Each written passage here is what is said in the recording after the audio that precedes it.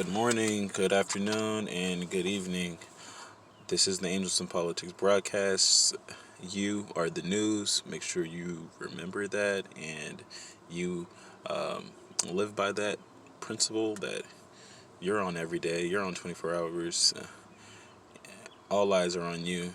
People just can't function without knowing what's going on in your life. So once you start thinking that way, it's like, oh, well, let me attune myself to the universe. Let me be in alignment. Let my actions, my behaviors, my mannerisms, my behaviorisms be in accordance, be in alignment, be congruent with the universal laws of nature. And who controls the universe? That's God. All right. You might be from a different part of the world whereby the name is different, but it's all written by the same hand. It's all been written by the same hand, and the God is here. God is here, and He will flow up, and He will flow through here. So your mouth will be saying beautiful things. Don't use your mouth for uh, destruction and demagoguery and disparagement and disenchantment. Like no, no, no, not the disses. Your mouth shouldn't be dissing anybody. Your mouth should be for love and for laughter and for joy and for kissing, things of that nature. God is in here. God is in the consciousness, supreme cosmic consciousness, universal consciousness. That's how you receive the downloads through the crown chakra, through the pineal gland, down to the mouth. And you're saying beautiful things, and you're speaking to the future. You're speaking in a clairvoyant tone. You're speaking. Whenever you have God activated, you're recognizing and you're seeing and you're discerning the God, or you're delineating where God is, and you realize God is everywhere. God is in nature. God might be in this whip right now. God might be in this whip right now. God might be on the road whilst you're driving. You feel what I'm saying? Like, you just find the beautiful, harmonious, sense of continuity, and there's a level of cohesiveness with the world once you start to like just open yourself up and you say, Lord, use me as an instrument and attune me, Lord. Like, just flow through me, like according to your way, according to your will. So, oh, I think I threw up in my mouth a bit. Pardon that. But yeah, that's how that goes. Too much oatmeal. Too much oatmeal. So let me speak to that.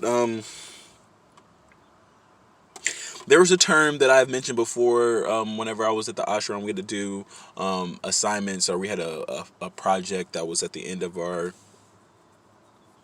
month-long program, and we were given different, you know, definitions or terms for the yamas and niyamas, and the yamas, niyamas, pranayamas, asanas, or asanas. All of these are branches of yoga. So there's 8 branches of yoga, in the same way that there's like the eightfold path in Buddha, or there are, it parallels other religions. It's not a religion, but yoga can be seen as something that is spiritual.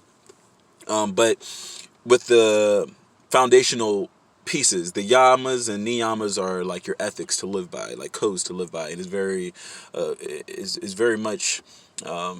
It corresponds or it correlates to like scripture, like, or the like 10 Commandments or something like that. Just the way to live by. And I feel like every religion, major religion, whether it's Hinduism, Buddhism, Christianity, there are always these ethical, Islam. There are these ethical codes that you live by, and it's so beautiful because I know there are so many people who want to differentiate themselves and divide themselves and make a point to take note of the differences in people, like, oh, how, like, oh no, I don't do that, and I'm not with that, and I don't cover my head, and I don't pray with my face on the floor, and I don't have this on my head, and I don't use these symbols, or whatever the case may be. But they're not really like looking into like the commonalities. They're not looking into the text, and they don't see how close and how similar we all are as human beings. So it's beautiful. But my term for the yamas, or yeah, it was a niyama. No, it was a yama. It was one of the basic ones. Not basic in a bad way, but like one of the foundational, like fundamental principles was a parigraha, which is like non-covetousness, non-greed, non-hoarding, meaning you should like restrain or restrict yourself from the over excessiveness of of life, of nature, of materialism, what I call the political realm, the political world. So that could just be an abundance of clothing, an abundance of food, an excess of drinking, an excess of, well, what do I like the most, right? The excess of women, the excess of maybe speaking too much. Maybe a party graha can be like, yo, like, maybe you should spend a day in silence. Gabriel, how about you try that? Collar Goon, like, can you just like be quiet for a minute? Can you just not say anything? Um, there were some times where I would speak to women and they were like, Gabe, you always have something to say.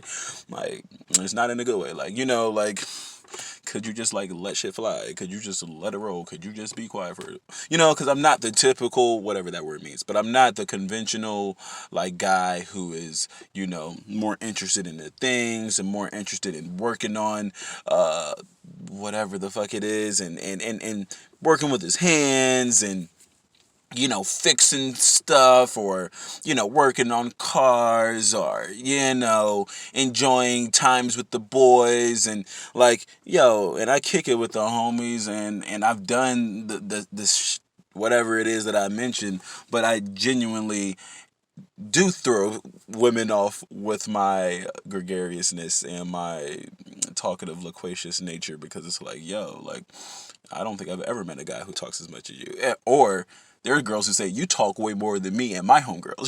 So it's like it is a thing.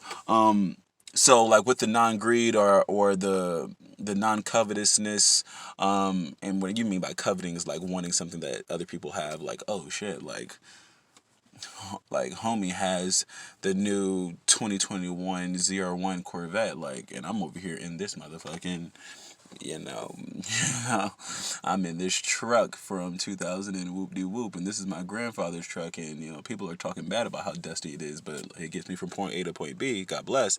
So like finding that balance, or you might be looking, be like, yo, Dan Bilzerian is out here hopping out of private jets with like scantily clad, clandestine, archetypal, quintessential beach body, tan skin, bronze skin, colored, beautiful colored women, just on. It's to a point where it's like, it's you can't even fathom how many women he is just around him, and it's like, damn, do you want to be that person? No, not really. I don't covet that man. I don't covet that man. Like, I'm glad he's doing his thing, but I don't covet that. You might see homegirls like, wow, she has a beautiful smile, or you might see homegirl, wow, I love her style. Pay respects to that. Appreciate that. Be thankful for that. Be grateful for how she's moving and how she interfaces, because it's like, that that energy that turns into greed, or turns into jealousy, or it turns into envy, that's destructive, and that's a blockage of the of the chakras. That's a blockage within your inner self, or your higher self. That's a limiting, or a detracting. That's a detractor. Like, you're not gonna receive the gifts or the abundance of the Holy Spirit whenever you're too busy focused, and your mind is trained to be focused on what you don't have and why you think you should have it, and so on and so forth. So it's like, yeah, man, like, there were times where I never was envious of the dudes, but I definitely wanted, like, oh man, I wish I had a 8-pack like my home, like the homie Matias when I was in high school. I wish I caught the touchdown passes, and I was a superstar athlete, like, Perry Jones and Tim and all these people who went to my school, who got full ride scholarships to like top-notch universities, and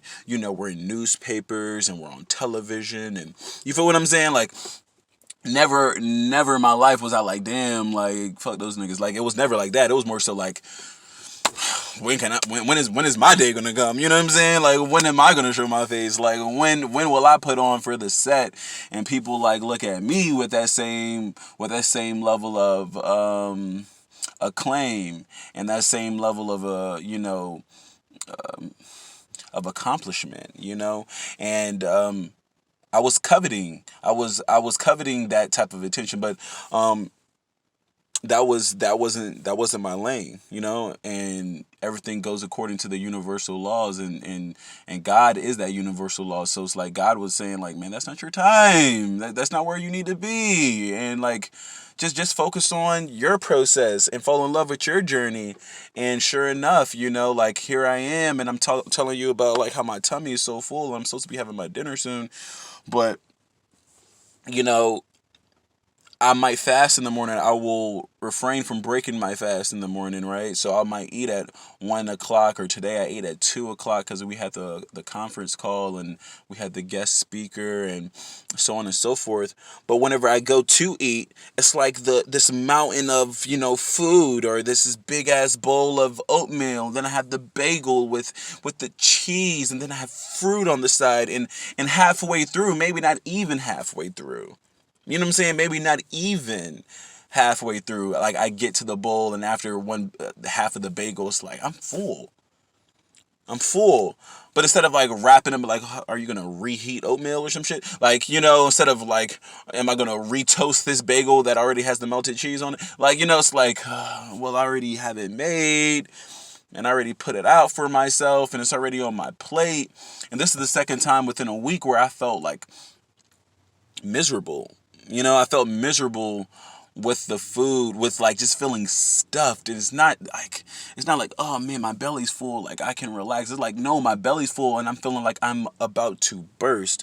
I'm about to explode. I feel like Kirby or something, but Kirby was able, that video game. Kirby was able to swallow up all of these objects and he became them. Like, do I want to become a bowl of oatmeal? No, I do not.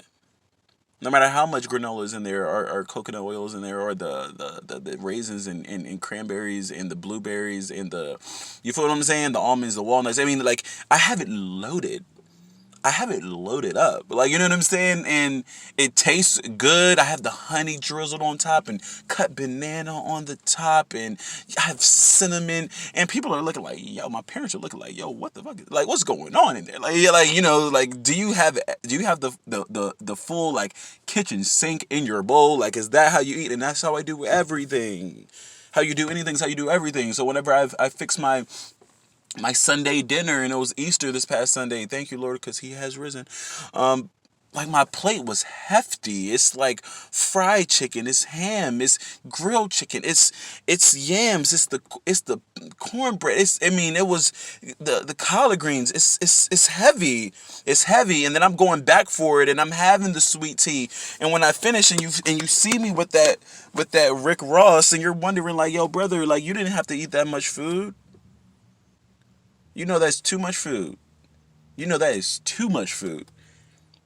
But as it was this insatiable like hunger, it's like I mentioned before. It's like sometimes it can be a void. It's like, brother, you're trying to fill a void.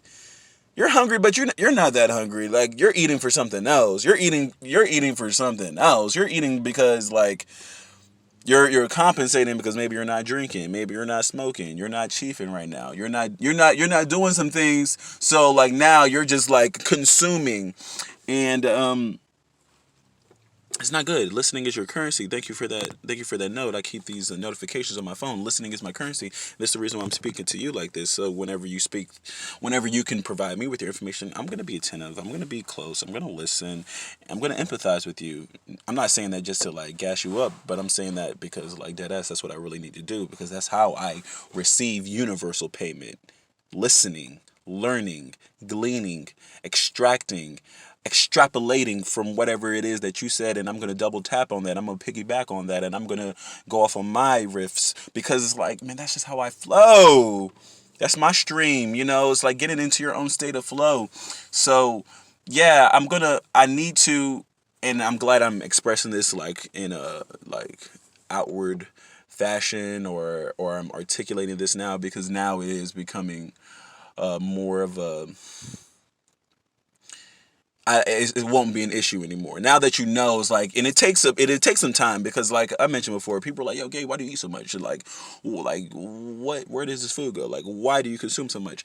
And I really didn't, like, because I felt hungry. You know what I'm saying? I felt hungry. Like, this is how you fill yourself up. But like, now I'm starting to see, like, when I eat that way, especially whenever I feel full and I continue to eat that way, like, these are gonna be the consequences. And now you feel like you're heavy throughout the day, even if it's quote unquote healthy food. Like, rolled oats is like supposed to be better for you than like having I don't know, like pizza, in which like my dad is gonna get for dinner. Like, once you start your own process, or your own process of like awakening and recalibrating and reprogramming and unlearning and deconditioning to recondition yourself through through the universal laws of nature, through the kundalini energy, through that God Christ like consciousness, you're not gonna want to operate in the same frequency that you were in the past. You're not gonna want to eat the food of those like vibrational levels. You're not gonna have a desire for it. You're not gonna have the desire for like drinking as much. Now, I'm not gonna say you're gonna become the teetotaler and you're gonna be like, oh, throw up the cross every time somebody has a glass of wine. Like, it's not gonna be like that unless you want it to be. But no, but you're not gonna have the same like desire for it. You're gonna want to be elevated. You're gonna want to feel like, damn, I feel good whenever I didn't have breakfast this morning, because I wasn't just, I didn't refrain from breaking my fast because I'm trying to lose weight, or I'm trying to like, be a part of some fucking trend I saw on Pinterest. It's like, no, like my body feels better when I'm drinking the water and I have the juice and I have the apple cider vinegar with the hot water and the lemon and the ginger in my juice, and I did my workout and I did my stretches and I was out there and I was opening myself to the sun for my Surya Namaskars. Like, a lot of those things will change. And and I mentioned one thing about the flow. It's like, right now I had to take a break. I was doing some homework and I was late on it. I mean, not late on I was late on it. And it's one of those things that, like, I feel like I'm back in school, because I literally am back in school. But like, as a kid, I felt like I could do well on the test. I could do well when it came time for the performance, the group project, the presentation. Oh, I really love presentations, and because that was my thing. Like, I was comfortable in front of people. I was comfortable speaking. I was comfortable putting myself out there. And there are so many people who aren't that way. But now I'm doing this online virtual class, and it's like, check somebody else's work and peer review this, and put this down in a spreadsheet and make sure this is due tomorrow and this is due to and it's like, all of this, the technicalities and the practicalities. It's like, I'm just so like, tell me what you need to do and put me out there. Where's the fire? Let me step out there. Like, I'm like think of yourself as a campfire, and like and whenever you have a campfire, what do literally people do? They come and they sit around it, and they come around it, and it's magnetic, and it's attractive, and it's alluring, and it's warm. People put their hands around the campfire. People cook around the campfire. People tell stories around the campfire. Well, what is Angels in Politics? What is this? What is this communication for? Virtual storytelling, digital storytelling. Like, that's my flow. My flow is like, present me with the product, present me with the platform, present me with the context, and I will crystallize it for you. I will translate it. I will be the curator for you. But if you need me to type up some shit, if you need me, unless it's like my own stories, but like, if you want me to like check boxes and cross T's and dot I's and submit this on Excel and on Word and then somebody else's like assignments and put it in this folder, and it's like, I'm not with it. Like, and I'm not saying like I hate it. I'm just saying like, that's not the best use of my time, in my opinion. So I have to work on I have to work on that. Like, this is my break, so I'm like, yo, I'm gonna finish up. But like, it was supposed to be due on Sunday. It's Friday, so it's like, I didn't know about it. But then there's a part of me that was like, yo, Gabe, you weren't even searching for it. Like, you weren't checking for it. Like, you weren't checking for the assignment, so you can't say like, oh, I didn't know we had to do it. Like, you knew you had to do it, but I wasn't going out of my way to look for extra work. Put it that way. So, with that being said, like, get into your flow, but understand your weaknesses. I feel like that's the that's the gist of this video. That's the conclusion. You know, your strengths are going to be unlimitless. Your strengths are going to be unlimited. They're going to be limitless. They're going to be boundless. But in order for you to transcend, you must be aware of where your drawbacks are and where your weaknesses are. Namaste. Namaskar.